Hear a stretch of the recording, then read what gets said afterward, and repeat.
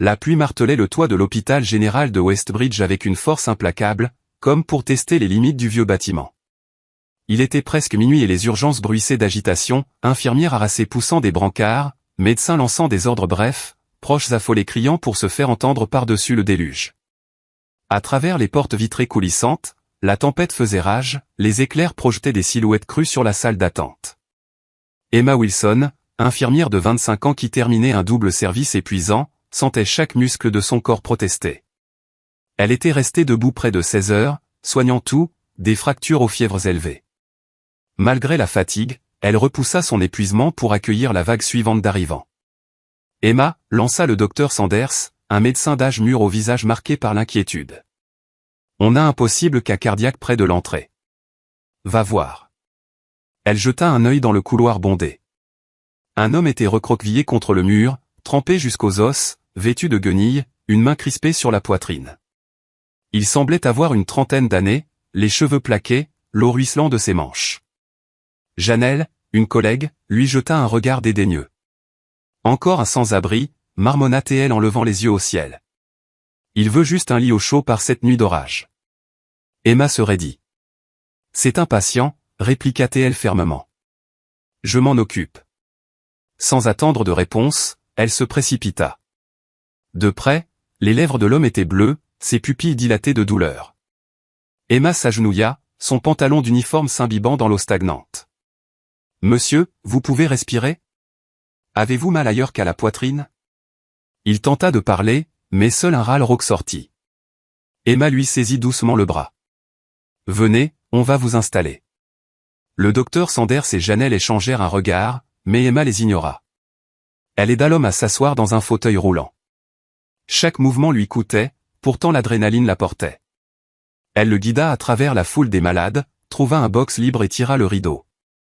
Un éclair illumina le visage pâle de l'homme. Emma attrapa une serviette propre, l'essuya. « Je m'appelle Emma Wilson, dit-elle doucement. Je suis infirmière ici, et je veux vous aider. » L'homme frissonna, expira un souffle tremblant. « Merci, murmura-t-il, la voix éraillée. À cet instant, une voix méprisante perça le rideau. « Emma, laisse tomber. On n'a pas le temps pour les profiteurs ce soir. » Les joues d'Emma s'échauffèrent d'indignation. Elle enroula son stéthoscope autour de son cou, ignorant le bruit extérieur. Elle avait vu trop de patients rejetés ou négligés parce qu'ils ne correspondaient pas à un moule commode.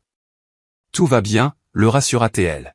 « On va comprendre ce qui se passe. » Elle posa le stéthoscope sur sa poitrine. Battement rapide, irrégulier, mais rien d'immédiatement mortel. Puis elle prit sa main pour mesurer le pouls. Sa peau était lisse, trop lisse pour quelqu'un qui vivrait dans la rue depuis des années. Une dissonance subtile s'insinua dans son esprit. Ça ne colle pas. Mais il souffrait, et c'était la priorité. On va vous réchauffer et éclaircir tout ça, dit-elle, se concentrant sur son travail. En fond, le tonnerre grondait comme des tambours lointains, comme si la nuit elle-même crépitait d'anticipation. Emma n'eut pas le temps de s'attarder sur les bizarreries de l'homme. Les urgences tournaient à plein régime. Pourtant, elle revint dans son box toutes les quelques minutes, vérifier les constantes, administrer de l'oxygène, l'encourager doucement à parler de ses symptômes. Entre deux passages, ses pensées dérivèrent inévitablement vers sa propre situation. Elle était devenue infirmière par amour et empathie, mais ses finances étaient catastrophiques. Sa mère, Linda Wilson, luttait contre une maladie nerveuse dégénérative nécessitant des traitements coûteux, peu couverts par l'assurance. Chaque mois, son salaire fondait en frais de médicaments et de consultations, ne lui laissant presque rien pour le loyer ou la nourriture. Tard dans la nuit, après s'être assuré que les constantes de l'homme s'étaient stabilisées, Emma acheta un petit encas au distributeur, un paquet de crackers et un jus de fruits. Elle paya avec les derniers billets froissés de son porte-monnaie. Elle détestait admettre à quel point elle était au bord du gouffre. Son frigo à la maison était presque vide, et la paix était encore loin. Les yeux de l'homme s'ouvrirent quand elle revint. Faible mais conscient, il tenta de se redresser, grimaçant de vertige. Emma posa une main douce sur son épaule. « Ne forcez pas. On pense que vous êtes sévèrement déshydraté et que votre glycémie est dangereusement basse. Ça devrait t'aider, au moins pour ce soir. » Elle posa les crackers et le jus sur un plateau. Son regard passa du maigre offrande au visage fatigué mais compatissant d'Emma. Il déglutit, les mots coincés dans sa gorge. Merci. Elle l'aida à boire le jus. À cet instant, elle remarqua autre chose, malgré l'épuisement, il y avait une dignité dans sa posture, une articulation soigneuse dans sa voix qui jurait avec ses vêtements en loques. Ce n'était pas son rôle de creuser. Les gens finissaient à la rue pour 1000 raisons, tragédie, crise de santé mentale, perte d'emploi inattendue. Emma avait appris à ne jamais juger. Ne parlez pas trop, dit-elle en ajustant son oreiller. Reposez-vous. Il obéit, mais avant qu'elle ne parte, sa voix s'éleva, rauque. Tout le monde ne ferait pas ça pour moi. Emma esquissa un sourire tendre, sentant la chaleur monter à ses joues. Tout le monde mérite de la gentillesse. Une infirmière l'appela depuis le box voisin, la ramenant dans le tourbillon des tâches. En s'éloignant, elle ne pouvait chasser l'impression de n'avoir vu que la pointe d'un iceberg. Il y avait une histoire sous cette gratitude silencieuse. Des heures plus tard, alors que les urgences ralentissaient à un chaos gérable, Emma jeta un nouveau coup d'œil dans le box. Il était assis, grignotant les crackers, l'air légèrement mieux. Sa posture la frappa, raffinée, en contradiction avec son apparence. Il croisa son regard. « Merci encore », murmura-t-il. Emma rougit. N'importe qui l'aurait fait. Non, pas n'importe qui, chuchota Théil, la voix enrouée. Un flot de confusion et de curiosité la traversa, mais le devoir l'appela. Elle hocha la tête poliment et s'éclipsa. Malgré ses efforts, elle ne pouvait étouffer les questions qui montaient. Quand les premiers rayons de l'aube filtrèrent par les grandes fenêtres des urgences, la tempête s'était enfin calmée. Le martèlement de la pluie sur le toit s'était adouci, remplacé par le brouhaha habituel des changements d'équipe et des nouveaux patients. Les yeux d'Emma piquaient de fatigue, mais elle se força à tenir encore un peu. Elle se dirigea droit vers le box, un sentiment de responsabilité la tenaillant. Elle voulait programmer des analyses, peut-être consulter une assistante sociale pour un suivi. S'il était vraiment sans abri, il aurait besoin d'une orientation vers un refuge ou un programme transitoire. Quand elle tira le rideau, le lit était vide. Sur la table de chevet gisaient les vêtements d'hôpital pliés avec soin, ceux qu'elle lui avait trouvés la veille. Sa veste usée avait disparu, et lui aussi. Emma cligna des yeux, incrédule. Elle vérifia le couloir, le triage, même les toilettes adjacentes. Rien. Les autres infirmières, au milieu du changement d'équipe, secouèrent la tête ou haussèrent les épaules avec cynisme. Je te l'avais dit, il se barre toujours, lâcha Janelle en feuilletant un dossier. La poitrine d'Emma se serra. Il n'était pas assez stable pour partir comme ça. Il était encore faible, il avait besoin d'examens supplémentaires. Janelle soupira, agacée. Ces gens-là filent toujours. Ils n'attendent jamais la facture, hein. Elle s'éloigna vers sa prochaine tâche. Emma ravala sa colère et s'approcha du docteur Sanders. Le médecin haussa les épaules. S'il était assez stable pour partir seul, on ne peut pas le retenir. On n'est pas une prison. Techniquement correct, mais la nonchalance l'enragea. Elle se sentait protectrice envers cet homme dont elle ne connaissait même pas le nom, se rappelant son regard reconnaissant. Pourquoi partir sans dire au revoir, ou au moins me laisser faire un dernier contrôle? Elle fouilla les abords immédiats après avoir pointé. Dehors, les portes coulissantes de l'hôpital donnaient sur un trottoir humide, parsemé de flaques. Aucune trace de lui. Les voitures filaient sur la rue adjacente, le ciel gris de l'aube annonçait une journée moite. Elle finit par abandonner. Son service était terminé, elle était à bout de force. Il fallait rentrer, dormir quelques heures avant de revenir. Un nœud dans la gorge, elle monta dans le bus pour son petit studio. Elle appuya la tête contre la vitre, chaque chaos faisant peser ses paupières. Mais les pensées du patient mystérieux l'empêchaient de sombrer. Qui était-il vraiment? Où irait-il, encore fragile? Le bus s'arrêta près de son immeuble. Emma descendit, gravit les escaliers, entra discrètement dans son petit logement. Dans la lumière matinale, elle aperçut la photo de sa mère sur la table basse usée, rappel des factures qui l'attendaient. Elle soupira, un mélange d'inquiétude pour sa mère et pour le patient disparu lui serrant la poitrine.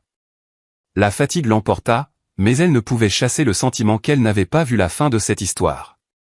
Une part d'elle se sentait ridicule d'espérer, pourtant, en s'effondrant sur son lit, elle murmura une prière silencieuse pour sa sécurité et pour la force de continuer.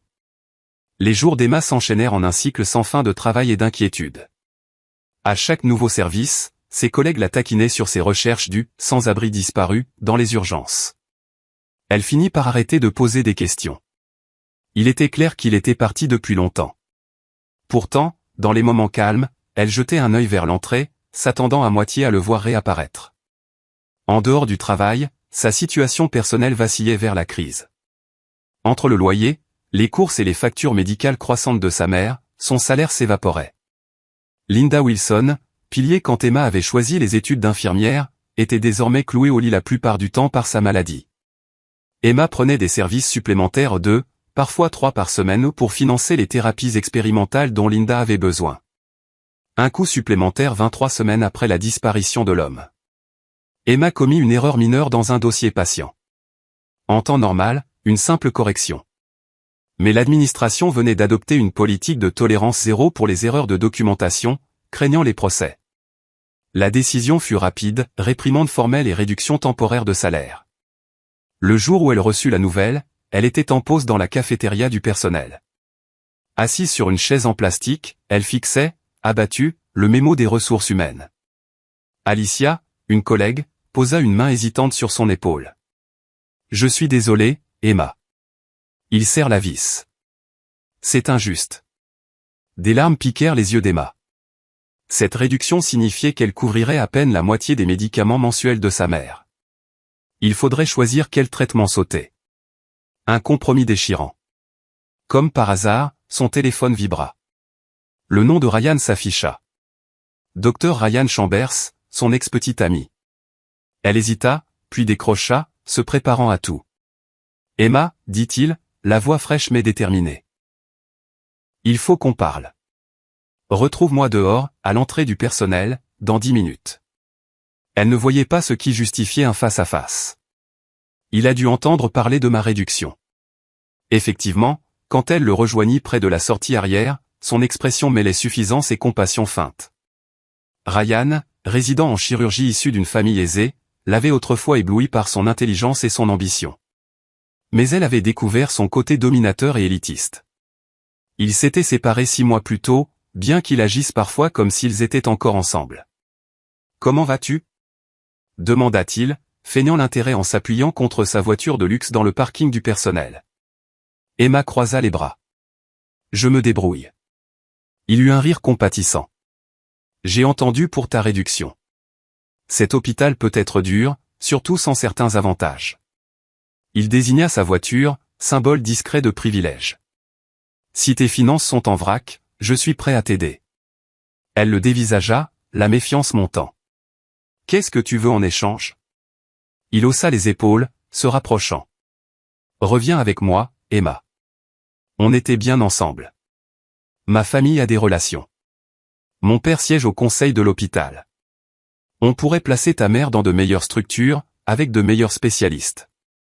Elle aurait des soins de premier ordre. » L'estomac d'Emma se noua.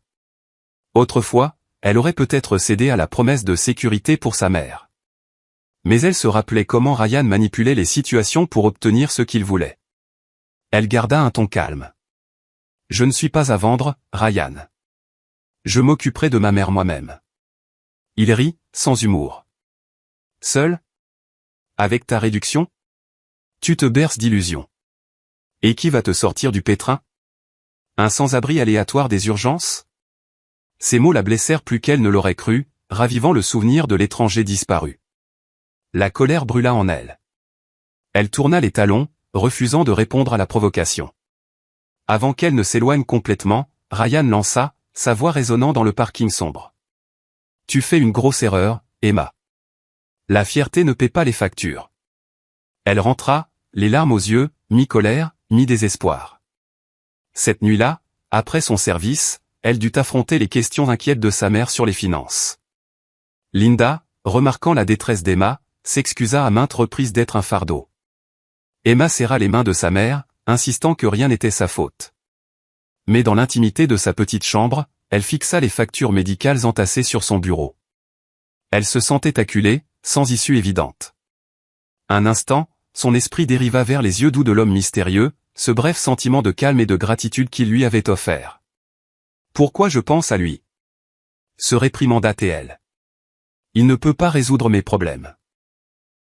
Pourtant, une petite part irrationnelle d'elle ne pouvait s'empêcher d'espérer un miracle venu du même endroit où elle avait offert de la gentillesse. Une semaine sombre s'écoula. Emma survécut avec des nouilles instantanées et du café supplémentaire, se poussant à la limite en enchaînant les services pour combler le manque à gagner. Chaque jour pesait plus lourd. L'état de sa mère semblait stable, mais les factures s'accumulaient comme une marée implacable. Un matin frisquet, Emma se réveilla avant l'aube, n'ayant dormi que 3 heures après un service tardif. Elle enfila un pull usé et traîna jusqu'à la porte pour récupérer le courrier. Le couloir était faiblement éclairé, le néon clignotant comme d'habitude. Une petite pile d'enveloppes gisait au sol, pub, quelques relevés médicaux. Avec un soupir las, elle les ramassa et referma la porte. À la table de la cuisine, une enveloppe neutre attira son attention. Pas d'adresse d'expéditeur, juste son nom tapé, Emma Wilson. Les sourcils froncés, elle l'ouvrit, le cœur battant d'une appréhension silencieuse. À l'intérieur, un seul papier, un chèque de banque de $50 000. Une note tapée l'accompagnait, pour les soins de votre mère. Merci pour votre gentillesse. Un ami. Le cri d'Emma brisa le silence matinal. Elle fixa le chèque, son cerveau luttant pour assimiler. $50 000, plus qu'elle ne gagnait en un an. Son cœur martelait. Elle retourna le papier, cherchant un signe de falsification ou d'arnaque. Il portait toutes les marques d'un chèque légitime, émis par une banque réputée. Elle relut la note, une deuxième, une troisième fois. Un ami. Qui pouvait se permettre une telle générosité? L'arrogance de Ryan lui traversa l'esprit, mais les mots tapés ne ressemblaient pas à son style. Il aurait fanfaronné ou exigé un rendez-vous. Et l'hôpital n'avait aucune raison de lui glisser une telle somme sous la porte. Tremblante, elle appela le service client de la banque. La représentante confirma que le chèque était bien réel et valide. Le souffle d'Emma s'échappa en un seul coup, des larmes montant à ses yeux. Elle pensa à sa mère, aux factures accumulées, au désespoir qui l'avait écrasé des mois durant. Soudain, un point impossible était levé aussi, elle osait l'accepter. Elle resta figée plusieurs minutes, gratitude et suspicion se mêlant. Et si c'était cet homme mystérieux? L'idée semblait absurde, pourtant elle se rappelait ses mains lisses, son port digne. Merci pour votre gentillesse. Les mots faisaient écho à la gratitude qu'il avait montrée aux urgences. Un tourbillon d'émotions l'envahit, soulagement, joie, lassitude. Elle appela Alicia pour partager la nouvelle surréaliste. Elles poussèrent des cris d'étonnement, puis la voix d'Alicia baissa en un murmure conspirateur. C'est le destin, Emma. Cet homme que tu as aidé devait avoir des ressources énormes. C'est comme dans ces histoires où un millionnaire déguisé teste la compassion des gens. Emma rit de l'idée farfelue, mais une part de son cœur ne pouvait l'écarter. Ou un bienfaiteur secret du fonds caritatif de l'hôpital, raisonna-t-elle. Mais elle savait que l'hôpital n'aurait jamais glissé un chèque sous sa porte. Plus tard ce jour-là, les administrateurs envoyèrent un email annonçant le gala caritatif annuel de l'hôpital, prévu pour la semaine suivante. Un événement somptueux pour lever des fonds pour de meilleures installations et le bien-être des patients. Le personnel était invité, bien que peu d'infirmières y assistent, vu le prix élevé des billets. Emma n'avait aucune intention d'y aller. Elle manquait de temps et de tenue de soirée. Mais cet après-midi, la secrétaire du conseil d'administration l'approcha avec une invitation personnelle, offerte par un sponsor anonyme couvrant les frais d'entrée et plus encore. Le choc la traversa. Elle repensa à la note tapée, « Merci pour votre gentillesse. » Un ami. Était-ce la même personne? Ses pensées tourbillonnaient. Elle brûlait de réponses sur ce don de $50 000. Assister au gala éclaircirait peut-être l'identité de cet ami mystérieux qui était entré si drastiquement dans sa vie. Emma fixa l'invitation scintillante, le chèque brûlant dans son sac, et sentit quelque chose qu'elle n'avait pas ressenti depuis des lustres, un espoir authentique. La nuit du gala arriva plus vite qu'Emma ne l'aurait imaginé. Une excitation nerveuse picotait sa peau alors qu'elle enfilait une simple robe bleu marine empruntée à Alicia. Elle n'avait jamais assisté à quelque chose d'aussi chic, un événement en cravate noire au luxueux Westbridge Grand Hotel, avec fontaines imposantes et entrée sur tapis rouge. En descendant du taxi, elle s'arrêta pour admirer la façade de l'hôtel, arche richement éclairée, verrière ornée scintillant sous les lumières de la ville. « Qu'est-ce que je fais ici ?» se demanda-t-elle, serrant son petit sac. Elle ravala ses nerfs et suivit le flot de médecins élégants, membres du conseil et donateurs philanthropes entrant dans le hall. Un quatuor à cordes jouait doucement une musique d'ambiance. Une table d'accueil proposait des badges. Emma Wilson, INF-UL sur l'étiquette soignée. Elle l'accepta avec un sourire crispé, le cœur battant à l'idée de peut-être croiser l'ami mystérieux qui avait envoyé ce chèque salvateur. Des serveurs en uniforme impeccable circulaient avec des plateaux d'argent chargés de flûtes de champagne et d'amuse-bouches délicats. Emma aperçut des pontes de l'hôpital, le docteur Sanders discutant avec le directeur financier, Ryan adossé à une colonne de marbre, scrutant la foule. Il la vit, haussa les sourcils de surprise. Elle détourna vite le regard, évitant une nouvelle confrontation. Un silence s'installa quand l'animateur de la soirée, un membre du conseil impeccablement vêtu, monta sur l'estrade du grand salon. « Bienvenue à tous au gala caritatif annuel de Westbridge Général », tonna-t-il dans le micro. Des applaudissements ondulèrent. Cette nuit, nous célébrons ceux qui vont au-delà pour soutenir la mission de notre hôpital, soigner tous, quel que soit le statut financier. Emma trouva une place à une table ronde à moitié occupée par des médecins et donateurs, échangeant des hochements de tête polis. Entre les discours et les présentations, elle balaya la salle du regard, cherchant un signe de l'étranger en guenilles. S'il était vraiment derrière le chèque, viendrait-il ici? L'idée semblait improbable. Au milieu du programme, une annonce inattendue retentit. Le membre du conseil s'éclaircit la gorge. Nous avons un invité spécial ce soir, un philanthrope qui a fait un don privé significatif pour soutenir les factures des patients en grande difficulté financière. C'est un honneur de vous présenter notre généreux bienfaiteur, Monsieur Alexander Carter. Des applaudissements polis s'élevèrent. Emma manqua lâcher sa fourchette. Alexander Carter. Ce nom lui disait quelque chose. Le silence s'épaissit quand l'homme monta sur scène. Grand, large d'épaules, il portait un smoking noir élégant qui soulignait sa prestance. Ses cheveux étaient soigneusement coiffés, sa posture assurée. Emma sentit son pouce accélérer. Quelque chose dans son visage était étrangement familier, la ligne de sa mâchoire, la chaleur de ses yeux bruns. Sa voix, résonnante et posée, portait une pointe de ce ton discret qu'elle se rappelait de l'hôpital. Il commença à parler, remerciant l'hôpital de lui permettre de soutenir les cas caritatifs. Puis il s'arrêta, balayant la foule. Quand son regard croisa celui d'Emma, son cœur se serra. Une reconnaissance douce passa dans son expression. Elle inspira brusquement, l'esprit en vrac. Ce n'est pas possible. La voix d'Alexander trembla légèrement. Je voudrais partager une histoire personnelle. Il y a quelques mois, j'ai traversé une crise profonde, tant sur le plan santé qu'émotionnel. J'avais perdu foi en la sincérité des gens. Alors je me suis déguisé pour voir comment des inconnus me traiteraient si je n'avais rien à offrir. Et je me suis retrouvé aux urgences de Westbridge Général, par une nuit d'orage. Un frisson parcourut l'audience, murmure de confusion et d'intrigue. Les yeux d'Emma s'écarquillèrent. Il avoue. Le regard d'Alexander resta rivé sur elle. Cette nuit-là, j'ai rencontré une infirmière. Elle ne m'a pas regardé avec jugement ou pitié. Elle m'a simplement traité comme si ma vie comptait. Quand je me suis suffisamment rétabli pour m'éclipser, je n'ai pas pu oublier sa compassion. Elle a restauré ma foi en l'existence d'une gentillesse authentique. La salle tomba dans une stupeur respectueuse. Ryan, de l'autre côté, semblait abasourdi, ses yeux passant d'Alexander à Emma. Le don que j'ai fait à l'hôpital, continua Alexander, la voix chargée d'émotion, visait en grande partie à permettre à cette infirmière de poursuivre sa mission sans les fardeaux qui accablent tant de soignants sous-payés. Elle m'a offert un cadeau cette nuit-là, une foi renouvelée en l'humanité. Je voulais lui rendre l'appareil. Il leva légèrement le micro, déglutissant comme pour se ressaisir. Je ne savais pas si je la reverrais. Mais je suis ici pour remercier publiquement Emma Wilson, l'infirmière qui s'est donné du mal pour aider un homme qu'elle croyait sans abri et fauché. Une vague de exclamations et d'applaudissements éclata. Tous les regards pivotèrent vers Emma. Elle sentit chaque nerf de son corps s'enflammer, choc, embarras, gratitude féroce. Lentement, elle se leva, à peine consciente des flashs d'appareils photo ou des applaudissements tonitruants. Alexander descendit de l'estrade, se frayant un chemin dans la foule.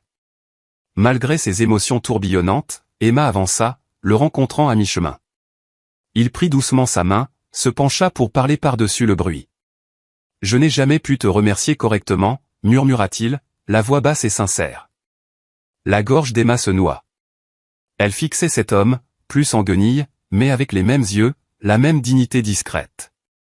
Elle se rappelait combien il semblait fragile dans le box des urgences, comment elle avait pansé sa plaie, partagé ses derniers dollars pour un encas du distributeur.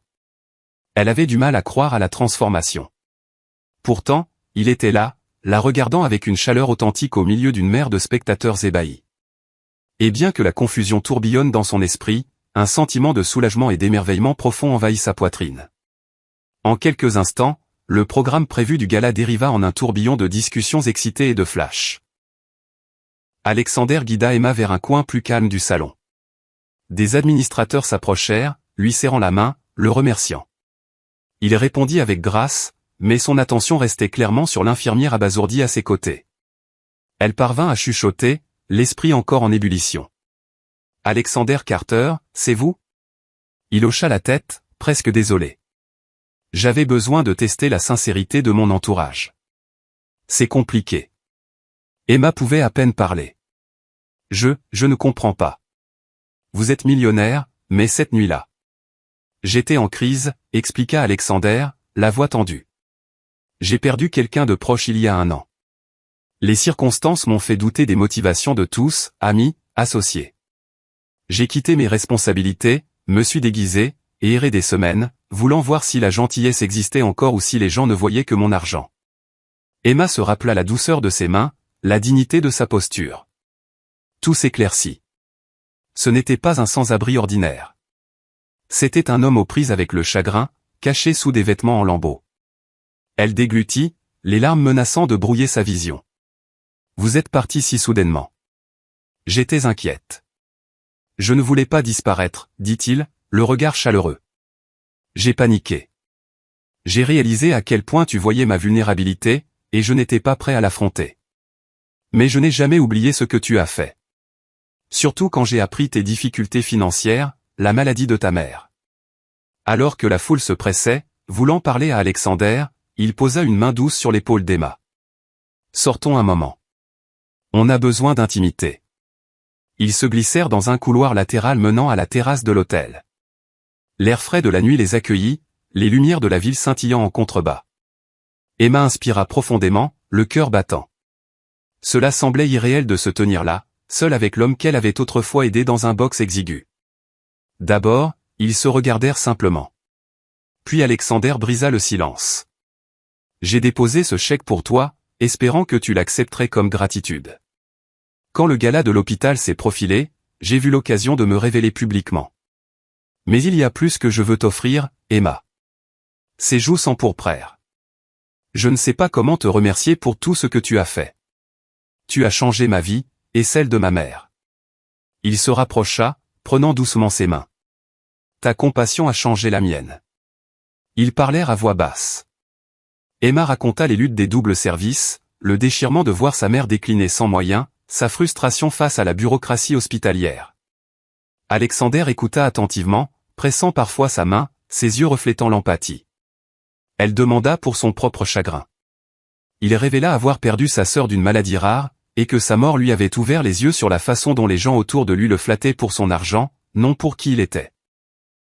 Cette désillusion l'avait poussé à tester l'humanité en se déguisant. Un silence bref s'installa, chargé d'émotions non dites. Les sons étouffés du gala filtraient à travers les portes vitrées. Le cœur d'Emma battait avec une intensité qui la surprit. Elle ressentait une proximité inexplicable avec Alexander, comme s'il partageait un lien bien au-delà d'une dynamique infirmière-patient. Puis, sous les lumières de la ville illuminant son profil, Alexander glissa la main dans la poche de son smoking et en sortit une petite boîte de velours. « Emma, dit-il doucement, la voix tremblante. Ma gratitude envers toi va bien au-delà de l'argent. Depuis cette nuit, chaque jour a été façonné par le souvenir de ta gentillesse. Te rencontrer a brisé mon cynisme. Tu m'as redonné espoir. Je sais que ça peut sembler soudain, mais la vie est trop courte pour laisser l'amour filer. » Il ouvrit la boîte, révélant une bague en diamant éblouissante qui capta le reflet des lampadaires lointains. « Veux-tu partager ma vie avec moi ? Veux-tu m'épouser ?» Le souffle d'Emma se bloqua. Des larmes montèrent à ses yeux. L'espace d'un instant, seul le bourdonnement lointain de la circulation et la musique douce du salon se faisaient entendre. Une part de son esprit hurlait que c'était absurdement rapide, il n'avait véritablement partagé qu'une nuit. Mais une autre part se rappelait comment elle avait risqué ses maigres ressources pour lui sans hésiter, combien il avait bouleversé sa vie en retour. Elle porta une main tremblante à sa bouche. « Alexander, je suis submergé. C'est si soudain. Je te connais à peine. » Il resta immobile, le regard inébranlable. « Je sais. Je ne veux pas te pressionner. Je veux juste que tu saches la profondeur de mes sentiments. Si ta réponse est non, je respecterai. Mais il fallait que je te le dise. » L'émotion déferla en Emma. Elle pensa à sa mère, désormais assurée des meilleurs soins, à ses finances ravagées, sauvée par son don, à la sincérité dans ses yeux quand il avait admis son chagrin. Raison et émotion s'en mêlèrent. Prenant une inspiration tremblante, elle posa doucement sa main sur la bague, sans la rejeter mais sans la passer non plus. « Est-ce que, je peux avoir du temps pour réfléchir ?» Un soulagement profond traversa le visage d'Alexander, comme s'il craignait un refus net.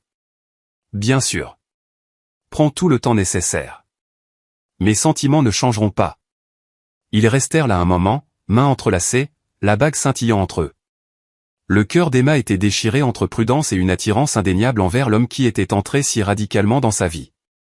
Emma rentra du gala cette nuit-là dans un état second, l'esprit trop agité pour dormir. Elle rangea soigneusement la boîte de velours dans un tiroir, à côté du précieux chèque qui avait sauvé sa famille de la ruine financière. Les jours suivants, elle navigua dans une sorte de limbo, accomplissant ses tâches d'infirmière à l'hôpital tout en passant ses heures libres à rencontrer Alexander dans des cadres plus calmes et personnels, loin des regards indiscrets.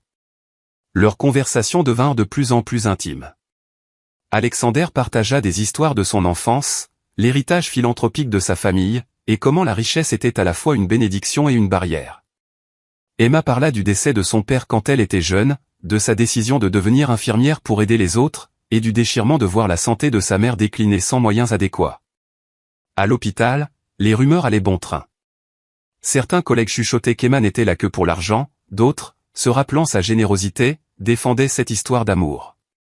Ryan évitait Emma, humiliée par la présence d'Alexander et éclipsée par un geste de soutien bien plus sincère. Finalement, Emma présenta Alexander à Linda Wilson.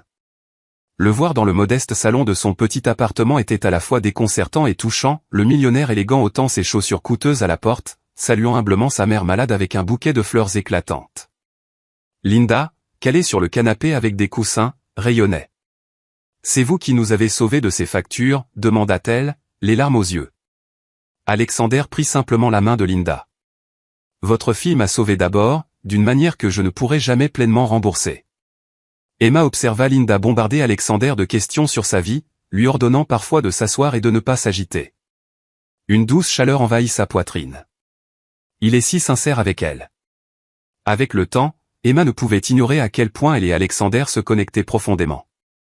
Bien qu'issus de mondes très différents, ils partageaient une passion pour aider ceux dans le besoin. Alexander proposa même de créer une association caritative offrant des traitements gratuits ou subventionnés aux patients sans abri, une initiative inspirée par la compassion inébranlable d'Emma cette nuit fatidique. Un après-midi ensoleillé, alors qu'il se promenait dans un parc local, Alexander s'arrêta près d'un jardin de roses en pleine floraison. Il se tourna vers Emma, la lumière captant les reflets dorés dans ses yeux bruns. « Je t'ai posé une question cette nuit-là, sur le fait de m'épouser, dit-il doucement. Je ne veux pas te pressionner, mais j'ai besoin de savoir s'il y a de l'espoir. » Un sourire tendre incurva les lèvres d'Emma. Elle se rappela le tourbillon d'émotions qui l'avait submergée au gala. Désormais, après avoir passé du temps à vraiment connaître son cœur, elle sentait une certitude stable s'épanouir en elle. Elle sortit la petite boîte de velours de son sac et l'ouvrit. La bague scintilla, reflétant la chaude lueur de l'après-midi. « J'ai beaucoup réfléchi », murmura-t-elle, les larmes piquant ses yeux. Une part de moi avait peur de ce que les gens penseraient, ou que nos différences soient trop grandes. Mais je m'en fiche maintenant. J'aime qui tu es, Alexander, pas ce que tu as. Il expira un souffle retenu, le soulagement inondant son visage. Emma. Elle hocha la tête, glissant la bague à son doigt. Oui, je veux t'épouser. Rire et larmes se mêlèrent tandis qu'Alexander la prenait dans ses bras, le parfum sucré du jardin de roses les enveloppant. À cet instant, les dernières traces de doute s'évanouirent. Peu après, ils annoncèrent leur fiançailles. Ensemble, ils fondèrent une association pour aider les patients en difficulté financière, reflétant la générosité qui avait transformé la vie d'Emma et de sa mère.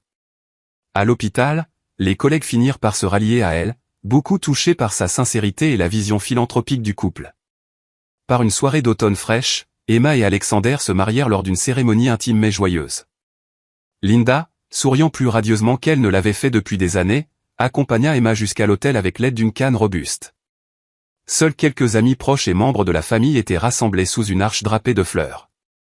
En échangeant leurs vœux, Emma ressentit la résonance de chaque épreuve et de chaque acte de gentillesse qui les avait menés là, unis par la compassion, une foi renouvelée et une croyance inébranlable au pouvoir de l'amour.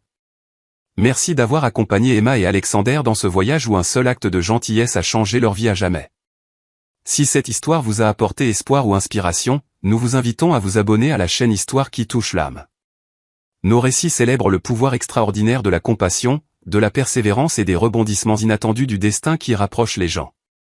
Ne manquez pas les prochaines histoires, abonnez-vous dès maintenant et continuez à explorer la magie des récits qui touchent le cœur.